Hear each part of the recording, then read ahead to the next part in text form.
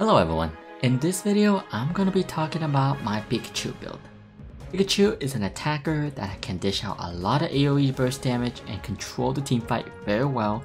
Pikachu can easily dominate a lane with its low cooldown and sure hit abilities. Although Pikachu has fallen out of favor since the start of the game, it's still a very strong pick that can potentially carry a game if played well.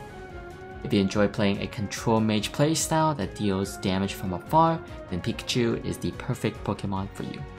So without further ado, let's get started with the build. First off, we have Electro Ball. This ability is unlocked at level 4 and it's your primary damaging tool. You will heavily rely on this ability to poke and deal damage in teamfights.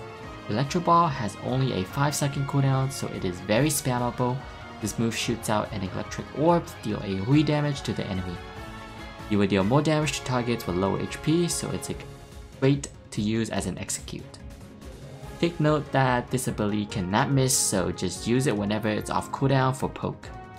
Electro Ball can be upgraded at level 11 to deal more damage, which helps for teamfights in the later stages of the game. Now we have Volt Tackle. This ability is unlocked at level 6 and is your crowd control tool. This move makes Pikachu charges ahead and stuns a single target.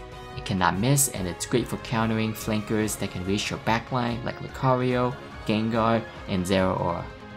Try not to use this move to engage at the start of the fight as it will leave you without a defensive option. Save this ability to protect yourself so you can stay alive longer to deal damage. Volt Tackle is upgraded at level 13 to reduce the cooldown. Moving on, we have the held items. First, we have our offensive item, Wise Glasses. This item offers special attack as the base stat, which is exactly what Pikachu needs. Pikachu has extremely high base special attack, so the Wise Glasses passive is great to help with the damage scaling. Wise Glasses will make your Electro Ball hit extremely hard throughout every stages of the game. The scaling is extremely consistent, so it's better than any other options. Secondly, we have our defensive item, Buddy Barrier. This item provides HP as the base stat to help Pikachu survive early skirmishes. Buddy Barrier's passive also gives 40% max HP to Pikachu and an ally when using Unite move, so it's excellent for team fighting. Overall, this item is considered to be the best item in the game, so it's great to use for every Pokemon. Finally, we have our third item, Focus Band. This item offers defense and special defense as the base stats and is perfect for an attacker like Pikachu because Pikachu's defensive stat is one of the lowest in the game. Focus Band will heavily help with survivability throughout the game so you can stay alive and continue to dish out damage. The passive also synergizes extremely well with Buddy Barrier. Now let's talk about the best option for the battle item. The eject button is undoubtedly the best for Pikachu to provide a much needed escape option as Pikachu does not have any free dashes to escape. It can also be used offensively to eject into a team fight and use Pikachu's Unite move to hit as many enemies as possible and it can single-handedly win you a fight. Overall, the eject button offers a lot of versatility and it's great for almost every Pokemon in the game. Alright, now I'll be showing you a gameplay of my Pikachu and going over how to play in the early, mid, and late game. Let's get started. Alright, at the start of the game it's very simple, just get your Thunder Shock and just start the lane with your laner and try to get level 3 by clearing all 4 monkeys. Then you can head mid to contest for the Aldino. Here I will show you a little bit of a trick how to secure your Aldino and pretty much increase your chance of getting it. Here you see I'm gonna prep 2 of my basic attack to enhance my auto, and then use my auto Thunder Shock at the same time to pretty much do a heavy burst damage to secure it. Here we actually get level 4, so I'm like, okay, I'm level 4 now, so my Blissey's walking in, it's great to contest. Once you unlock your Electro Ball, the laning phase becomes much easier, and since they have 2 melees in the bot lane, it's pretty much a guarantee steal, guarantee win, and we just win all the trades as well. See my Electro Ball damage, I'm just chunking them extremely hard. I'm just gonna pop the Electro Web, and the Electro Ball just finishes off the Mr. Mime. And we forced the Slowbro to run away, so now I just get another Aldino, and this will give me level 5. But that's how you pretty much want to play Pikachu against laners that are melee. Obviously, if they have an Eldegoss, a Ninetales, you probably would not be able to pull that off, but as a Pikachu, you should heavily abuse the melee Pokemons and just steal everything from them as much as possible, or at the very least poke them. Here my first power spike has been completed, which is getting the Electro Ball, and now my next goal is to just fight and try to get the Volt Tackle, which is at level 6 and before Dreadnought spawn. Right now I am extremely far ahead. As you can see, the Slowbro is only level 3, so at this point it's just free win in the lane. And just keep farming. There's really nothing to do. I tend to not dive too frequently just because if I get counter and die, then it gives a lot of the XP back to the enemy. So just play safe, play like a control mage, and just take a lot of stuff, poke, and steal their camps. Like I said, once you hit level 6, you're pretty much prepared for Dreadnought, and any extra time you have should just be used to farm. As you can see, the enemy team is actually trying to fight us here once again, but look at the Electro Ball damage. It's the enemy both times, many times. And now the Lucario tried to gank for a losing lane here, so that was a pretty big mistake by the Lucario. He's chasing my Blissey as well, meaning I can just take this Aldino here for free. So at this point, I am extremely far ahead, and the Dreadnought will spawn in about 30 seconds, and that's pretty much secured. Your job as a Pikachu is pretty much make it as easy as possible for your team to secure objectives by poking, controlling lane. If you're winning lane this hard, it's great because like there's no chance that you will lose the Dreadnought unless your teammate just does not come down at all. Now I'm already level 8, and the enemy is only level 5. This continues to farm. We still have a little bit of time. Unfortunately, I think I missed a B here. Yeah, so the Slowpoke managed to take it with the auto, so that was a tiny bit of a misplay, but it's okay. It's not that big of a deal because they're still level 5, and I'm very close to level 9, which will unlock my Unite move as well. So very similar playstyle to like Ninetales, just control the lane, just get as strong as possible, and once you're at level 6, perfect time for Dreadnought. Do take note that I am playing bot lane this game. If you're in the top lane, you can still do relatively around the same thing, except for the fact that you do have to come down for the Dreadnought because Pikachu is really excellent around fighting objectives due to the power of being able to just use your Electro Ball on such a short cooldown and continues to poke. Here I unlocked my Unite move, and we were able to just pick up the Dread quite easily here. The enemy team actually decided to walk in and fight us, so I'm like, okay, sure, we'll just get some easy picks here. Do keep in mind that I have my Unite move and I decided to use it here, which is great. It's a great opportunity to use your Unite move to pretty much kill the enemy and wipe them if you have a lot of points. And we have 30, 40, 40, so 2 of us will get our score down here, guaranteed. We probably should have let the Blissey score first, and we would have been able to get an easy overcap, but it is what it is. Not a big deal.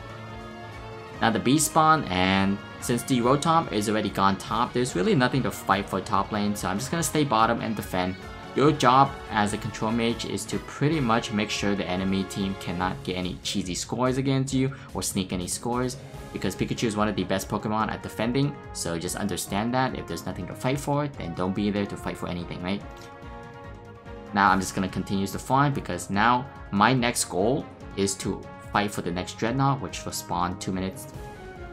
Well, about a minute because we killed it 2 minutes ago.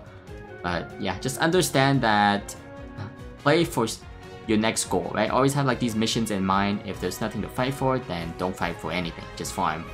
Because getting kills don't really give that much experience if you're already winning. Right here, we're actually behind a little bit in terms of goal, but that doesn't really matter too much because we have a huge experience lead due to getting the Dreadnought. And me personally, I have an insane amount of experience because I'm level 11 and I got the Dreadnought. I was able to steal a lot of camps, and right now I'm still trying to steal camps from the enemy. So Dreadnought is going to spawn in 20 seconds, which is great because I'm already level 11 and the enemy is around like level 8 at this point. So if they fight us at the Dreadnought, there's a high chance they would just lose. I'm doing my job quite well this game, and I think we're just going to 2-man here and let pretty much the top lane just do their own thing. The enemy team top lane is pressuring really hard, but they haven't realized that we are actually in an experience lead because we're gonna get 2 Dreads here, so our top laners will get a lot of experience lead. Here I use my Volt Tackle to pretty much dodge the Surf. Once you use your Volt Tackle, you cannot be stopped, right? So you can use it to dodge heavy abilities. You can use it to dodge like crowd controls, like the Slowbro Surf. Pretty easy, just pop your Volt Tackle at the same time he surfs. I use my Unite move once again, same concept, use it to kill the opponent so you can score, because we did have a lot of score. Unfortunately, my Greninja was not able to get down his score, because the spawn timer is quite quick. But I got the 39 down, which is great. And here is a 2v3, as you can see, I am extremely far ahead of the laner. So the Lucario once again made the mistake of just playing around his weak laners, and he's pretty much getting punished right now. I have to eject here so I don't die to the random Lucario crit or something, and just continues to dish out damage. Just understand your role in the team fight is to stay far away as possible and just continuously spam the Electro Ball for the damage. Here my Lucario stepped up a little bit too far, I believe, and he actually got the confusion into a barrier combo. I'm like, okay, well, now I can't really do anything, so back to farming for the next objective. So now the next objective is the Zapdos, and since we want the 2v3 bottom, my teammates was 3v2 top, so they were able to get the Rotom, which is excellent. That's the power of being so far ahead, is that you can easily just win these 2v3s and create pressure for your team by not being there, right? Just drawing the enemy pressure to you and being able to come out on top is excellent.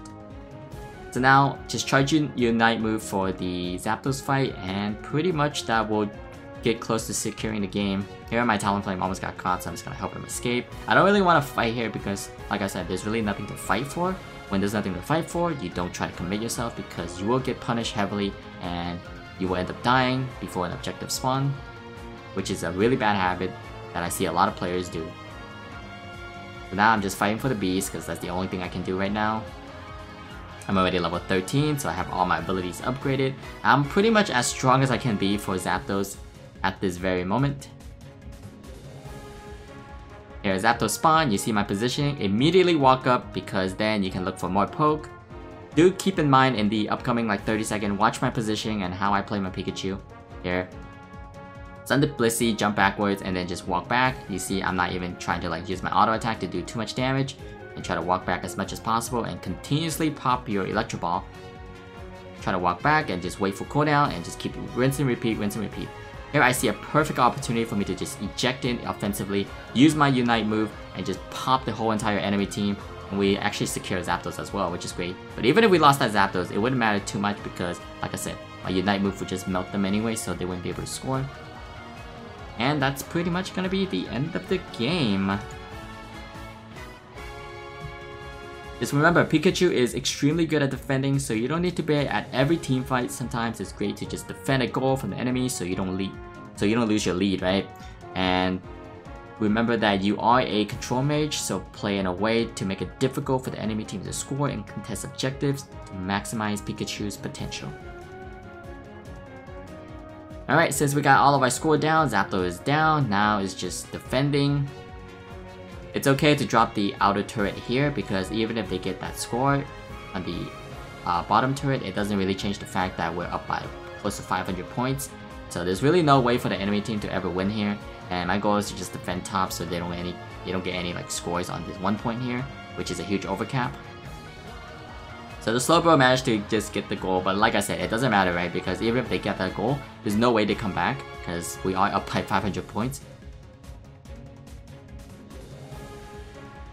Alright, well, that will be the end of the video. Hopefully you enjoyed the Pikachu gameplay, and if you did, please give the video a thumbs up to help the channel grow. I'll make more guides like this to help you guys, so subscribe for future content. Thanks for watching, and goodbye.